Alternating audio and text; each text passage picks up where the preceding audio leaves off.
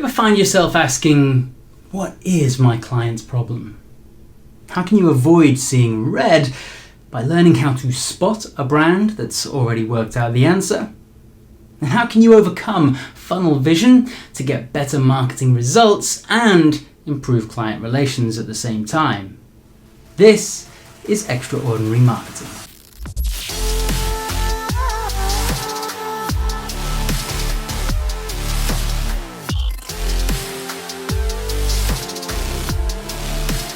How are we? Welcome to episode 30 of Xtra-Ordinary Marketing, a series which explores how innovative brands are shaking up their industries with the most credible, creative and compelling comms around. I'm Simon Vincent, the ex-CMO, and in this episode I'll be exploring how you can get better results for your clients and keep them sweeter in the process simply by reframing their marketing problem. You see, in the marketing industry, we are often guilty of asking the same unoriginal questions when we start working with a client, which is, what do you want to achieve from your marketing? And lo and behold, we hear the same unoriginal answer. We want more sales, more revenue, better ROI. And what flows from that? Well, the same unoriginal marketing, all focused around features and benefits of a product or service, all geared towards people who are in market because in-market people provide the cheapest leads. But they don't necessarily make the most loyal customers, nor do they necessarily lead to repeat sales, nor are they necessarily that efficient at driving sales in the first place. Now, believe it or not, for most brands, selling is not their primary issue because their customers are not in market for their product most of the time. As Daniel Priestley, author of Oversubscribed, recently wrote on his LinkedIn page, for every person who is explicitly looking for a product or service, there are hundreds of people who might be interested but who aren't actively looking. If you went to a football match, he says, and asked the whole stadium who here is currently searching for a new car, very few people would respond. If, however, you asked who here is not 100% happy with the car you currently have, almost everyone would respond. He finishes by saying, the smartest entrepreneurs and marketing professionals sell to people with dormant needs and wants. They go looking for underlying psychological tension that hasn't yet fully formed, and then they warm people up. And so we can see that speaking to customers that are in different parts of their journey can actually be far more powerful than always reaching for the sale. But how exactly do we do that? In the next section, I'll look at two brands whose results have taken flight since they wrapped their heads around this concept.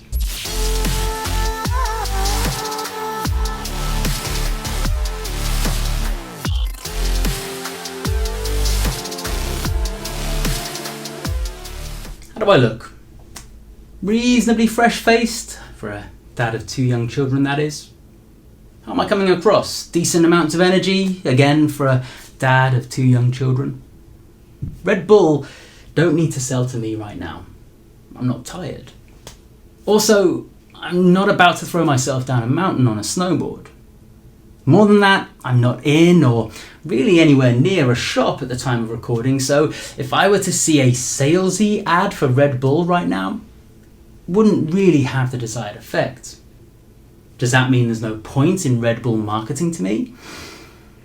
When I was preparing this episode, I was listening to the new Kendrick Lamar album, and very good it is too. Thank goodness for my Spotify account. Now, I haven't bought from Spotify for 10 years, even though I've paid the money every single month. So does that mean there's no point in Spotify marketing to me? If Red Bull and Spotify's CMOs were like most CMOs, when asked the question, what do you want to achieve from your marketing? They would answer, increased sales, increased revenue. And if their marketing teams acted that way, constantly putting out features and benefits messaging that is so well adapted for selling in the moment, their businesses would spend a lot of money in all the wrong ways, pursuing the wrong goals.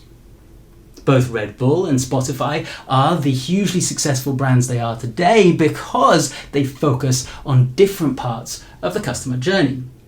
For Spotify, the value of their company is in making sure that once I'm in, I never leave.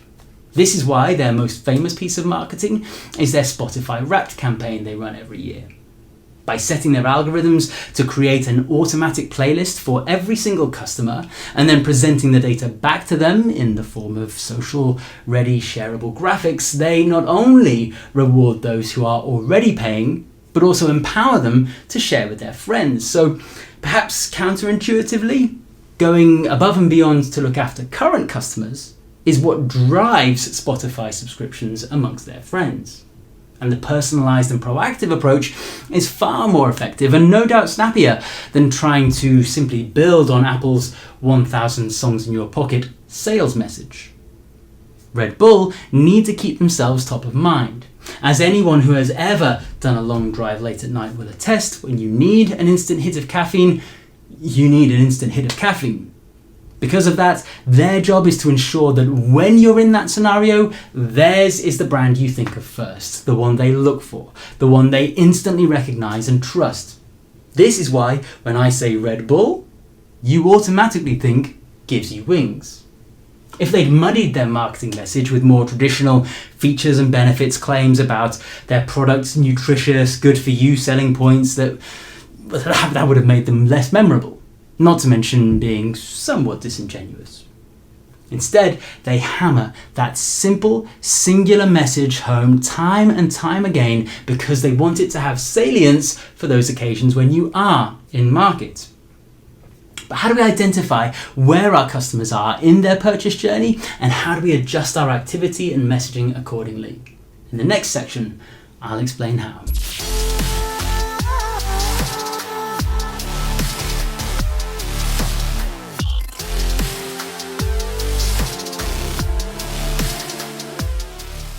The reason that most company owners fascinate on the sale is because we as marketers have been guilty of fascinating on the old-fashioned funnel model, which is all geared around the sale, for far too long.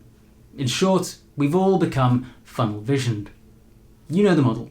It talks about the 3 stages of awareness, consideration, and sale, using the funnel metaphor to explain that the further along the process you go, the more people drop out. It's a way of monitoring conversion rates, but it's not a way to structure your marketing. For a start, there are 4 stages to the customer journey, not 3: salience, authority, sale, and advocacy. Where your client's customers are in that journey will depend on some specifics around the product, how well established the company is, what their competitors are doing, and a range of other factors. Asking your client, what is your problem, rather than what do you want, is far more likely to lead you to understanding where you need to focus your attention. And to be clear, we are not addressing the age-old issue of understanding and articulating product market fit here. In asking what is your problem, we are trying to understand how to adapt your client's communications so that when they reach their audience, they are speaking to them in a way that is relevant to where the customer is in their purchase journey. Are they likely to buy right now? If not, how do you make the most of being in front of them at this moment in time? If they've already purchased from you, what messages can you give to them that will keep them coming back? For Red Bull, they knew their problem was that their product is an impulse purchase. More than that, it's a purchase their customer makes relatively infrequently, often when they're tired, and often a long time after seeing a marketing message. Their solution was to focus on being more salient. For Spotify, their problem was how to keep their customers coming back and how to motivate them to keep spreading the message on the company's behalf. Their solution was to focus on creating advocates. Other problems your clients may be facing might include their target customer doesn't even know their brand exists, a familiar issue for startups and scale-ups. Maybe they don't even know the product exists. As Henry Ford said, if I'd asked people what they wanted, they'd have asked for a faster horse. Maybe people resist becoming either a customer or a custodian because it involves a high financial or emotional investment up front. Maybe there are limitations on how much they can sell because the products are handmade, of particularly high quality, are in short supply, or cater to a particularly niche interest. Maybe they've got something for everyone, in which case helping customers narrow down on what they want, avoiding the paralysis that comes with the paradox of choice, will be the key. Whatever the problem, Identifying where the majority of your customers are in that purchase journey at any given point and coming up with messages that work for the place in the cycle will provide the best chances of success. So next time your client is shouting at you for not getting great results and you find yourself asking, what is their problem? Perhaps you need to start asking different questions. And maybe that question is closer than you think. For more on how to track your results at every stage of the customer journey, I recommend checking out my episode on the 11 marketing metrics you need for success.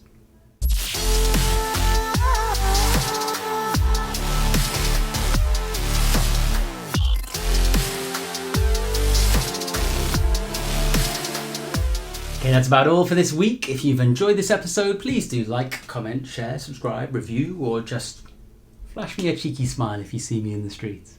I post a new episode here every week, each one exploring how an innovative brand is shaking up their industry with extraordinary marketing, so please do check back regularly. If you prefer more of the human touch, I'm available for client work, training sessions, and speaking gigs. To find out how to talk to me about any of that, visit x-cmo.com. Until next time, thank you for your attention.